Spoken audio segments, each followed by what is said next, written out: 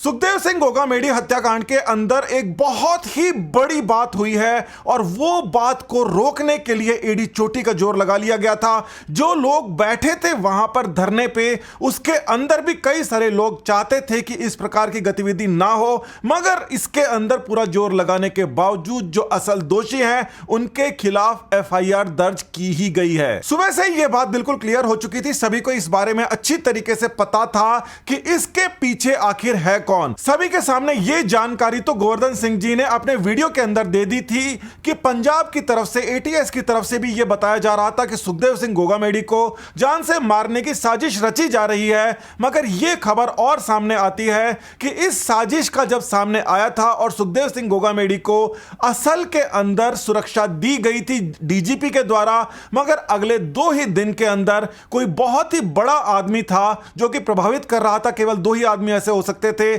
या तो उस समय सचिव हो सकता था, गृह सचिव, या फिर गृह मंत्री, यानी कि दोनों के दोनों अशोक गहलोत जो है इसके अंदर ऐसे सामने आए जिन्होंने उस सुरक्षा को हटवा लिया। ये जो सुरक्षा थी आखिर क्यों हटवाई गई, इसके पीछे कोई ना कोई तो कारण रहा होगा और इसी के चलते बाद के अंदर जब सरकार बदल जाती है और नई सरकार के आने का ट्रांजिशन है, कुछ ही समय की बात थी जिस समय तक प्रशासन, पुलिस पूरा का पूरा आज जबकि ये वीडियो रिकॉर्ड हो रहा है, आज भी अशोक गहलोत के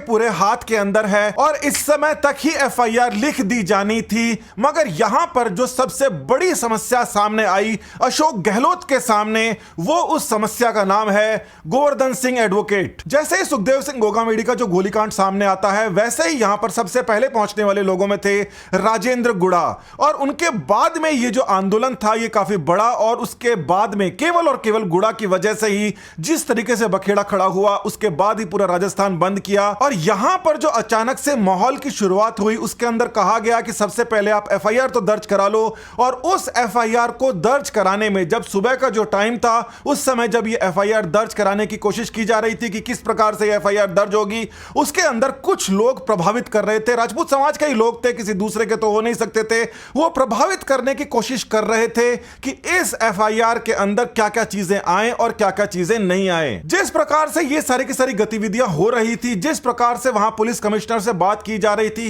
एक धड़ा जो था वो सारी की सारी बातें पुलिस कमिश्नर जो थे वो बोल रहे थे, उनको मानने को तैयार था, और दूसरा धड़ा यह था कि जो सारे के सारे फैक्ट हैं उन सारे के सारे फैक्ट को एफआईआर के अंदर डालने का जोर लगा रहे थे। इन दोनों के बीच का जो आपसी घर्षण था वो मैंने वहां मौजूद रहते हुए देखा। मतलब ऐसे लोग जो पिछले 5 साल से मलाई काट रहे थे अशोक गहलोत के द्वारा, उनको इस तरीके से पोस्टिंग दी जा रही थी, उनको अलग अलग सरकारी पदों के ऊपर डाला गया था, वो ये चाह रहे थे कि इस एफआईआर के अंदर ये सारे के सारे डॉक्यूमेंट्स जो कि एटीएस के द्वारा, जो पंजाब पुलिस के द्वारा जो दिए गए थे, उन डॉक्यूमेंट्स का जिक्र नहीं होना चाहिए। केवल इतना ही होना चाहिए कि जो शूटर्स थे वो आके चले गए, और ये जो मामला था इसके अंदर अशोक गहलोत का नाम किसी भी प्रकार से नहीं आना चाहिए, यानी कि इन्वेस्टिगेशन के अंदर ये सामने नहीं आना चाहिए कि सुखदेव सिंह गोगामेडी को जान का खतरा था और उनके खिलाफ पुख्ता सबूत थे। और ये जो सबूत थे ये सुखदेव गोगामेडी के खुद के तैयार किए हुए नहीं थे,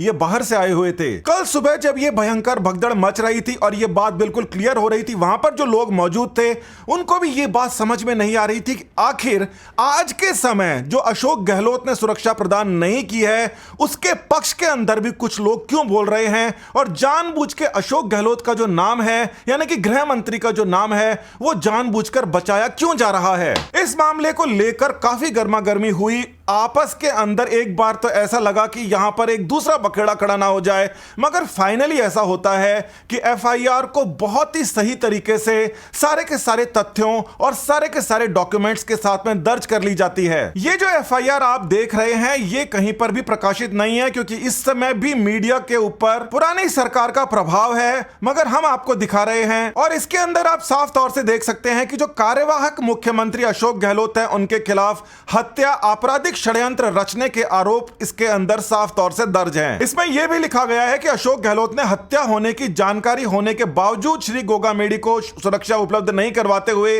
आपराधिक षड्यंत्र रचकर अंतरराष्ट्रीय आतंकवादियों को सहूलियत उपलब्ध कराई और इसी कारण श्री सुखदेव सिंह गोगामेडी की हत्या हुई। इसके बाद में एक और बड़ा घटनाक्रम होता है और वो घटनाक्रम ये होता है कि जो आज तक की रिपोर्ट है उसके अंदर साफ तौर से देख सकते हैं कि वैभव गहलोत का भी इसके अंदर नाम आ रहा है और कुछ जो सामाजिक नेता थे जिनको कहा जा रहा है कि वो करणी सेना का अध्यक्ष हैं, असल के अंदर तो उनको कभी का निकाला जा चुका है। आज के समय में वो किसी के अध्यक्ष नहीं है। उनको भी कांग्रेस के साथ में बड़े स्तर के ऊपर देखा गया था। पिछली बार वो वसुंधरा सरकार की खिलाफत करते हुए अशोक गहलोत के बहुत नजदीक आ गए थे और वो इसको पूरी तरीके से इन्फ्लुएंस करने के लिए कोशिश कर रहे थे। अभी और भी ज्यादा बड़े खुलासे होने बाकी हैं क्योंकि ये मामला इतना सीधा कतई नहीं है, क्योंकि ना ये मामला सीधा है, ना जिस आदमी के ऊपर इस प्रकार की जो हत्याकांड की गई है वो सीधा है, ना करने वाले सीधा हैं और ना ही इस समय जो समय चल रहा है वो सीधा है। इसके बहुत ज्यादा सियासी मायने हैं। केवल और केवल वो खबरें जो कि छुपाई जाती हैं वो सामने लाने का जो जिम्मा है मैंने उठा रखा है